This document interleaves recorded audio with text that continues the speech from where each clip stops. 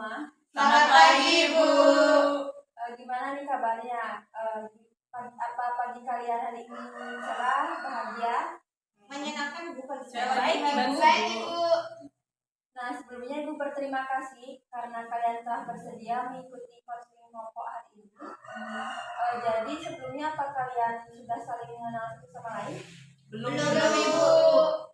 Nah, karena kita belum mengenal satu sama lain, untuk itu Ibu perkenalan terlebih dahulu. Mungkin dari kalian ada yang belum mengenal Ibu. Nama Ibu Putu Bunga Febriati, bisa dipanggil Bu itu mungkin, atau senyaman kalian lah. Oke, Bu. Putu Bunga. Nah, selanjutnya bisa dimulai dari sini. Sebelumnya, perkenalkan nama saya Nimadi Yuni Krisna Dewi, bisa dipanggil Yuni. Perkenalkan nama saya Zalfa Mahanisya, bisa dipanggil Risa. Perkenalkan nama saya Dini Cahyani, bisa dipanggil Dini. Perkenalkan nama saya Nutria Santi, bisa dipanggil Anissa. Nah, jadi kita sudah kenalan sama lain. Jadi sebelum mulai konseling kelompok ini, mari kita berdoa agar kegiatan kita depannya berjalan lancar. Nah, siapa nih yang mau bikin doa? Saya, Ibu. Ya, Dini, silakan. Baik, sebelum memulai kegiatan, alangkah baiknya kita berdoa terlebih dahulu. Berdoa menurut agama dan kepercayaan masing-masing. Berdoa dimulai.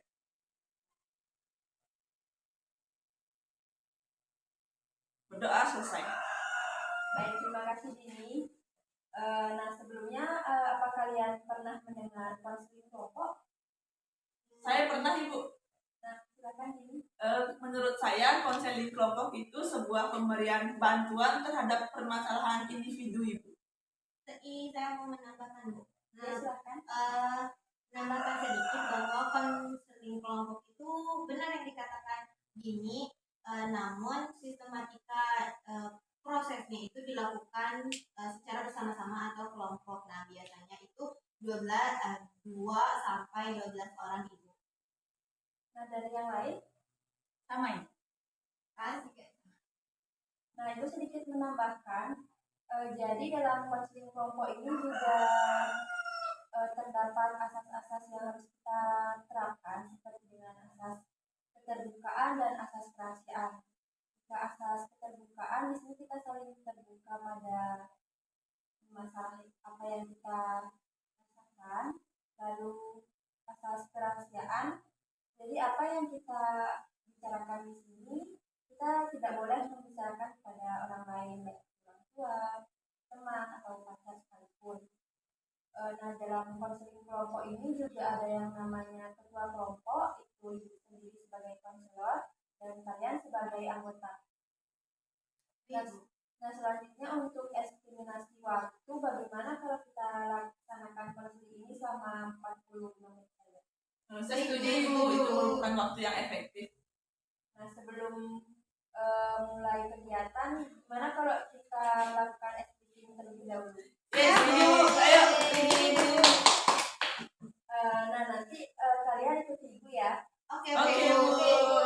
Kalau Ibu bilang hai, kalian bilang hello.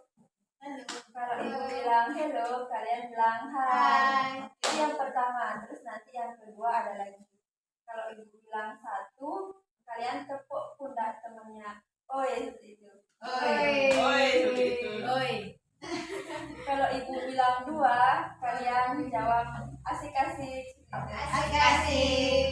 Kalau Ibu bilang tiga, kalian colek dagu temannya lalu Apa bisa dimengerti? Bisa, Ibu. Nah, kita mulai ya. Ya. Hai. Hello. Hello. Hai. Hello, hai. Hai, hello. Satu. Oi. Dua. Kasih. Tiga. Nah, cukup ya untuk explaining kita hari ini. Oke, Bu. Nah, gimana nih, apa kalian sudah siap mengikuti konseling kelompok? Siap, Ibu. Nah, untuk itu siapa nih yang mau menceritakan masalahnya terlebih dahulu? Ya, Ibu. Nah, mungkin dari Arisanti. Baik, permasalahan yang saya miliki itu saya kurang bisa mengekspresikan diri saya ketika disuruh menjawab diskusi seperti itu. Lalu Saya Bu, saya kurang saya anaknya kurang percaya diri. Saya juga takut banget untuk apa tuh namanya? Jadi biar diskusinya tuh lancar. Jadi saya ya betul, memimpin diskusi. Jadi saya takut ketika saya disuruh untuk memimpin diskusi. Jadi saya nggak tahu harus gimana. Kalau saya Ibu, permasalahan saya setiap saya ikut lomba itu saya takut kalau saya kalah dalam lomba tersebut Ibu. Jadi kurang percaya diri kalau ikut lomba. berarti kamu takut sebelum bertempur ya?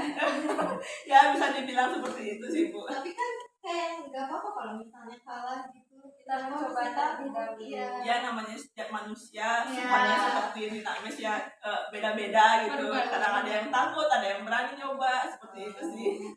Baik ini. Kalau dari saya itu mempunyai permasalahan takut mengikuti kegiatan di luar perkuliahan. Itu trauma saya Ibu ya. Berarti ada Ya. sesuatu yang pernah dialami. Iya, seperti itu Ibu. Nah, jadi kalian sudah menceritakan masalahnya masing-masing. Kita mau bahas masalah siapa terlebih dahulu nih. Kalau menurut saya permasalahannya Zalfa Ibu. Saya Zalfa juga. Saya juga setuju Bu. Baik, jika seperti itu kita akan bahas masalahnya Salva. Untuk Salva bagaimana? Iya Bu, boleh. Karena saya juga sudah bingung sekali harus kayak gimana. Nah, coba kamu ceritakan secara lebih jelas bagaimana permasalahan kamu. Nah, kayak diri Bu, kalau misalnya mau itu disuruh presentasi di depan atau disuruh menjelaskan ataupun apapun yang melibatkan saya harus berbicara di depan banyak orang, saya tuh sangat-sangat kurang percaya diri. Kayak saya takut untuk saya takut jika orang tuh malah jadi ngomongin saya gitu-gitu. Jadi kayak saya juga jadi overthinking sendiri. Terus juga saya juga takut buat mimpin diskusi, mau itu diskusi kelompok atau itu diskusi yang besar. Kayak saya juga sangat-sangat kurang percaya diri sih soal itu. Seperti itu. Jadi Salva seperti mempunyai perasaan atau perspektif negatif terhadap Iya. orang yang menonton Salva saat tampil di depan umum seperti itu. Jadi kayak takut kalau misalnya orang tersebut malah jadi di pikiran saya tuh orang lain yang melihat saya tuh kayak "Ih, jelek atau gitu." Jadi itu yang membuat saya takut untuk mengeksplor diri saya untuk bisa memimpin diskusi atau presentasi atau yang lain. Gitu. Aku Zalfa mengikuti kayak presentasi itu pernah berpikir kayak gini ya. Ini berjalan dengan lancar nggak sih?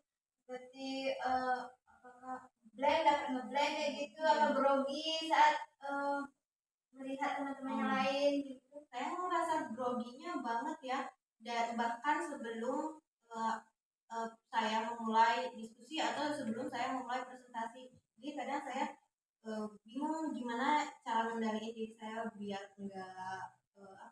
nggak takut, biar nggak ngeblank juga. Kayak karena tiap kali saya di depan pasti aja saya ngerasa ngeblank gitu sampai gimana ya. Aku mau nanya, pernah nggak Zalfa ngerasa kalau di depan itu pernah buat kesalahan pas melakukan presentasi atau apa gitu? Saya pernah waktu saya SMP. Jadi dulu tuh saya pernah presentasi, terus ternyata salah, slide-nya itu harusnya bukan slide yang harusnya saya presentasikan. Nah itu semua orang jadi ngeliatin saya, terus jadi semua orang juga jadi kayak ini, terus juga kayak ada yang ngomongin gitu. Jadi saya takut sekarang kalau misalnya harus presentasi lagi atau harus memimpin diskusi. Jadi Salva punya pengalaman dulu Iya. presentasi gagal, diketawain seperti Iya, itu. Oh iya. jadi itu bisa sampai sekarang masih terbawa pikiran gitu. Iya, Oh, jadi kayak sampai sekarang iya, jadi saat itu jadi juga takut. Mungkin ada trauma mungkin ya atau tapi takut. Nah, jadi yang dapat ibu simpulkan dari masalah Salva mungkin rasa percaya dirinya yang kurang karena suatu permasalahan yang dulu dari teman-teman sekalian atau teman-teman di sini mungkin ada saran untuk Salva mungkin. Baik Arisanti. Mungkin dari aku itu bisa apa tuh mencoba buat jangan punya pikiran yang negatif gitu loh. Kalau misalnya nggak ada di depan itu kayak aku nggak bisa nih, aku takut gini, jangan punya pikiran kayak gitu. Mungkin coba dengan pikiran yang positif, kalau misalnya aku pasti bisa. Habis itu tuh kayak semua orang tuh cuma memperhatikan tuh cuma biasa aja gitu loh. Jangan yang Pikirkan yang lebih positif. ya. Saya memberikan pendapat tambahan dari Arisanti. Betul kata Arisanti, tapi sedikit sulit mempraktekkan secara langsung tanpa adanya latihan seperti itu. Zalpa bisa melakukan latihan di depan kaca sebelum presentasi gitu. Itu latihan berulang-ulang. Ya seperti itu. Ya sih benar, soalnya setiap kali latihan hanya membaca materi gitu, belum pernah sampai latihan gitu. Ya saya setuju sih Bu sama pendapatnya Arisanti, Yuni tadi. Tadi Arisanti bilang mengubah pikiran negatif kita. Nah, Salva juga bisa memikirkan jika orang di depan umum itu yang Salva saat tampil tersebut bangga terhadap Salva, misalnya saat Salva tampil. Dan juga tadi Yuni bilang berlatih, karena berlatih itu bisa membuat Salva terbiasa jadinya, sehingga lebih percaya diri ketika tampil di depan umum. Seperti itu Ibu. Nah, sedikit tambahan dari Ibu, mungkin Salva bisa mencari tips-tips di YouTube seperti itu. Bagaimana cara meningkatkan rasa percaya diri, bagaimana cara presentasi seperti itu. Nah, jadi dari apa yang dikatakan atau solusi dari teman-teman tadi, bagaimana tanggapan Salva terkait hal itu? Menurut saya hal itu bisa saya coba untuk praktekkan ya, mulai merubah pola pikir saya yang awalnya negatif mungkin jadi jauh lebih positif dengan saya terus menyemangati diri saya sendiri, mungkin dengan ayo bisa, pasti bisa, kayak mungkin saya akan lakukan seperti itu. Nah lalu Yuni dan teman-teman yang lain memberikan saran untuk terus berlatih di depan kaca. Nah, mungkin itu salah satu penyebab saya juga kurang bisa percaya diri, karena saya juga kurang bisa tidak melakukan latihan sebelumnya, dan itu juga membuat presentasi saya mungkin gagal atau terlihat kurang baik. Mungkin nanti kedepannya saya juga akan latihan di depan kaca, latihan juga mungkin dengan teman saya atau dengan orang tua saya di rumah seperti itu. Nah, jadi karena Salva sudah menemukan solusi dari permasalahannya, maka dari itu konseling kelompok ini bisa kita simpulkan. Bisa Ibu. Nah, jadi rasa percaya diri itu sangat penting untuk kita miliki. Dimana ketika kita memiliki rasa percaya diri, kita akan mudah dalam melakukan sesuatu. Seperti yang permasalahan Salva tadi, mungkin sedikit Ibu tambahkan juga dan sudah dibilang juga sama teman-temannya, mungkin pikirkan lagi hal-hal yang lebih positif. Hilangkan dulu pikiran negatif dan bayangkan apa yang dapat kamu lakukan setelah itu. Dari yang lain apa ada yang ingin disampaikan? Dari saya cukup sih Ibu.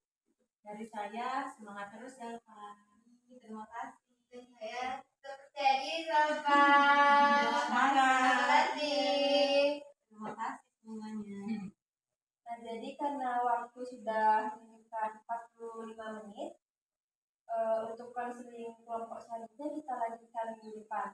Nah, untuk minggu depan kita bahas permasalahan siapa nih? Permasalahannya Yuni Bu. Boleh juga. Dari yang lain? Ya, setuju Ibu. Nah, minggu depan berarti kita bahas permasalahan ini di hari yang sama dan di jam yang sama. Baik, karena konseling kelompok ini telah selesai, kita akhiri dengan doa. Siapa yang mau memimpin doa? Saya Bu. Silakan siapa? Baik, terima kasih kepada teman-teman.